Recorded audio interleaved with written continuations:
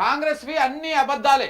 సీతారామ ప్రాజెక్టుకు అనుమతులు లేవనడం అబద్ధం. 100 సార్లు అబద్ధం చెప్తే నిజం కాదు. ప్రాజెక్టుపై గ్రీన్ ట్రిబ్యునల్లో కేసు వేసిందే కాంగ్రెస్. వాళ్ళే వేస్తారు కేసులు. కాంగ్రెస్ వాళ్ళే కేసులు వేస్తారు, కాంగ్రెస్ వాళ్ళే ఆగం చేస్తారు. ఈ బీజేపీ వాళ్ళు దానికి వంత పడుతారు. తెలంగాణకు వచ్చేసరికి మాత్రము కాంగ్రెస్ బీజేపీ ఒకటవుతుంది. మంచిగా ఉంటుంది రాజకీయం. నీళ్లలో రాష్ట్రానికి అన్యాయం చేసింది, పదవుల కోసం పెదవులు మూసుకున్నది మీరే. ఉత్తమ్ కుమార్ రెడ్డికి హరీష్ రావు లేఖ రాసిండ్రు. అయితే ఈ ఉత్తమ్ కుమార్ రెడ్డి ఈయన సగం సగం తెలిసిన దాంతో ఏం మాట్లాడుతూ ఉన్నాడు, ఈ ప్రాజెక్టుకు పర్మిషన్ లేవు, ఆ ప్రాజెక్టుకు పర్మిషన్ లేవు, కాళేశ్వరానికి 3వ టీఎంసీ అవసరం లేదు, సీతారామ ప్రాజెక్టుకు డిపిఆర్ లేదు, అనుమతులు లేవు, ఎన్జిటి పర్మిషన్ లేదు, ఇట్లాంటివన్నీ కూడా మాట్లాడుతూ ఉన్నారు. కానీ వాస్తవాలను మొత్తం కప్పి పెడతా ఉన్నారు. ఇప్పుడు కాళేశ్వరం మీద, మేడిగడ్డ మీద, అన్నారం మీద, సుందిల మీద ఏ రకంగా అయితే రాజకీయం చేసిరో సేమ్ వీటి విషయంలో కూడా అట్లాంటి రాజకీయం చేస్తూ ఉన్నారు. అవన్నీ తప్పు అని చెప్పేసి నేను ఆయన లేఖ రాసిండు. ధైర్యంగా ఉండండి, అండగా ఉంటా. గల్ఫ్ దేశంలో గాయపడిన వ్యక్తికి భరోసా, ఫోన్లో పరామర్శించిన కేటీఆర్. ఆ వీడియో కూడా ఉందనుకుంటా కదా.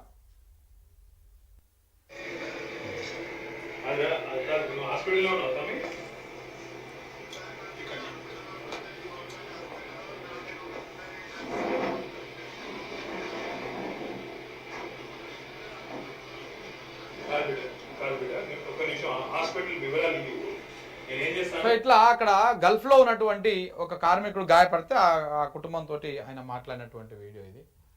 రైట్. ఇంకా గ్రామ సభల్లోనే ఇందిరమ్మ ఇండ్లు ఎంపిక చేయాలి. కాంగ్రెస్ నేతల ఇండ్లలో జాబితా ఫైనల్ అవుతున్నది. సో 50,000 ఇచ్చిన వాళ్ళకే ఇల్లు ఇస్తున్నారు. కాంగ్రెస్ నేతలు జేబులో నింపుకుంటున్నారు. కాంగ్రెస్ నాయకులు ఫైనల్ చేస్తే ఊరుకోం. అర్హులైన పేద ప్రజలకే చెందాలి. మాజీ మంత్రి ఎమ్మెల్యే వేముల ప్రశాంత్ రెడ్డి నిన్న ప్రెస్ మీట్ పెట్టి మాట్లాడినటువంటి మాటలు. కళ్ళు తాగిన ప్రపంచ అందగత్తెలు అంట. రేవంత్ అన్న అందగత్తెలతోని కళ్ళు తాగిపిస్తున్నాడు. అందగత్తెల మొత్తం చేతులలో నీరా పెట్టి తాగిపించారు అనమాట. ఇక చూడు, మంచిగా ఎంజాయ్ చేస్తున్నారు.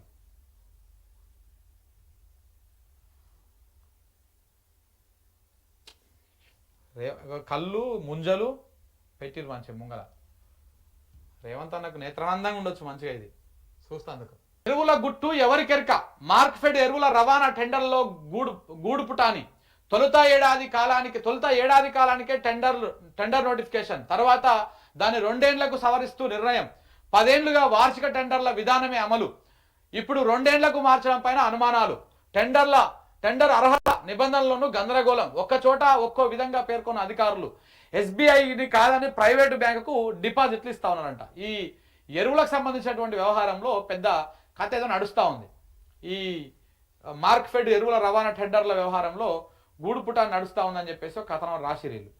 మార్క్ఫెడ్లో ఎరువుల రవాణా, హ్యాండ్లింగు, స్టోరేజ్కి సంబంధించినటువంటి టెండర్ల నిర్వహణ పైన అనుమానాలు వ్యక్తం అవుతా ఉన్నాయి. అధికారులు ఇష్టారీతిన నిర్ణయాలు తీసుకుంటున్నారని, మంత్రితో పాటు ఉన్నతాధికారులకు తప్పుడు సమాచారం ఇస్తూ తప్పుదో పట్టిస్తున్నారనే ఆరోపణలు వస్తున్నాయి. నోటిఫికేషన్ నుంచి మొదలుకొని చివరి వరకు ప్రతి చోట ఏదో గూడుపుటాన్ని నడుస్తుందనే ఆరోపణలు గుప్పమంటున్నాయి. ఈ వ్యవహారంలో మార్క్ఫెడ్లోని ఓ అధికారి అంతా తానై వ్యవహరిస్తున్నారనే చర్చ కూడా జరుగుతున్నది. ఎరువుల టెండర్లలో ఏదో గూడుపుటాన్ని జరిగిందనడానికి పేపర్ నోటిఫికేషన్ ఇచ్చిన తీరునే మొదటి అనుమానంగా వ్యక్తమవుతున్నది. గడిచిన 10 ఏళ్లుగా ఎరువుల ట్రాన్స్పోర్టు, హ్యాండ్లింగ్ సంబంధించి ఏడాది కాలానికి మాత్రమే టెండర్లు పిలుస్తున్నారు. కానీ ఈసారి మాత్రం 2 ఏళ్ల కాలానికి టెండర్లు పిలవడం మీద అనుమానాలకు తావిస్తోంది. సో ఏడాది కాలాన్ని పెంచిర్రు, అలాగనే ఒక్కొక్క ఏరియాలో ఒక్కొక్క నిబంధన పెట్టిరు అనేది ఒక వార్త. ఇదేంటిది? ఇది ఏపీ ఎప్సెట్ సిడిని ఆవిష్కరిస్తున్న సీఎం రేవంత్ రెడ్డి, యోగిత రాణా, బాలకృష్ణారెడ్డి, కిరణ్ కుమార్ రెడ్డి, అందరు రెడ్లే. చిత్రంలో డిఎన్ కుమార్, విజయ్ కుమార్ రెడ్డి, శ్రీదేవసేన, వెంకటేశ్వరరావు, శ్రీరామ్ వెంకటేష్, పురుషోత్తం, అజిత్ రెడ్డి. ఇంజనీర్లో 73.26%, అగ్రికల్చర్లో 87.82%. ఉత్తీర్ణత నమోదు. ఎప్సెట్ ఫలితాలు విడుదల చేసినటువంటి ముఖ్యమంత్రి రేవంత్ రెడ్డి.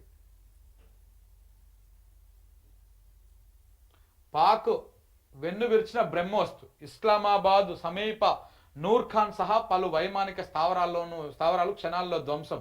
శత్రు సైన్యానికి వణుకు పుట్టించిన సూపర్ సోనిక్ క్రూజ్ క్షిపణి దెబ్బకు దిగివచ్చి కాల్పుల విరమణకు అంగీకారం.